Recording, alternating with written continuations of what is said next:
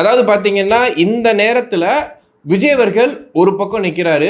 ஒட்டுமொத்த அரசியல் கட்சிகளும் ஒரு பக்கம் நிற்கிது அப்படிங்கிற மாரி தான் அந்த பிம்பம் வந்து இப்போ உருவாகி இருக்கு. அதிமுக தொடர்ந்து விஜய் அவர்களோட கூட்டணி வச்சிரலாம்.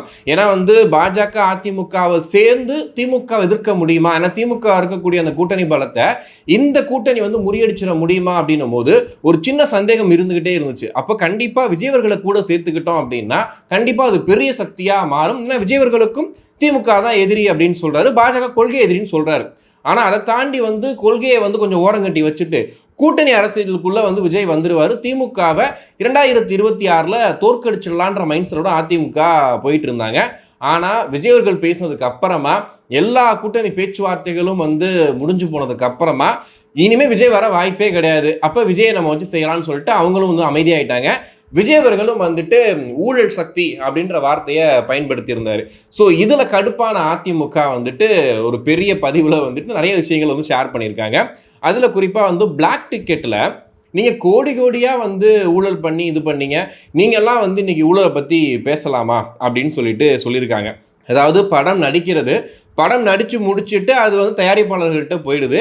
அதுக்கப்புறம் வந்து எத்தனையோ தயாரிப்பாளர்கள், எத்தனையோ திரையரங்குகள் வந்து என்ன பண்ணுறாங்க அப்படின்னா, குறிப்பாக தயாரிப்பாளர்களை தாண்டி திரையரங்குகளில் ஒரு திருவிழா காலங்களில் படம் ரிலீஸ் ஆனால் ஒரு டிக்கெட் ரூ. 1000 2000 விற்கிறது வந்து இயல்பான விஷயந்தான். அதை தடுக்க வேண்டியது அரசோட கடமை. அதை வந்து விஜய் அவர்கள் வந்து தடுக்கணும் அப்படின்னு சொல்கிறதே வந்து எப்படி எடுத்துக்கிறதுன்னு தெரியல. ஆனால் அப்படி பிளாக்ல டிக்கெட் வைக்கும் போது நீங்க சொல்லியிருக்கலாமே, ஏன் நீங்க சொல்லாம அமைதியா இருந்தீங்க விஜய் அப்படின்ற கேள்வியை அதிமுக கேட்குறாங்க. அங்க சரி பண்ண முடியாத ஒருத்தர் நீங்க எப்படி வந்து நாளைக்கு நாட்டை வந்து நீங்க சரி பண்ண போறீங்க அப்படின்றத இப்போ வரைக்கும், அதாவது பார்த்தீங்கன்னா இப்போ திருமாவளவன் உட்பட நிறைய பேர் சொல்லக்கூடிய விஷயங்கள் அதான். சினிமாவில் இருக்கக்கூடிய பிரச்சனையே சரி பண்ணாத நீங்க நாளைக்கு எப்படி நாட்டை வந்து சரி பண்ண போறீங்க அப்படின்ற கேள்வியை கேட்குறாங்க.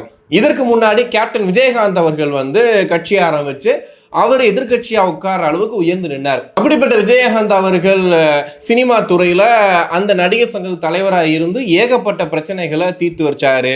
கடன் பிரச்சனைகள், நலிந்த நடிகர்களுக்கு நிறைய ஹெல்ப்லாம் பண்ணியிருந்தாரு.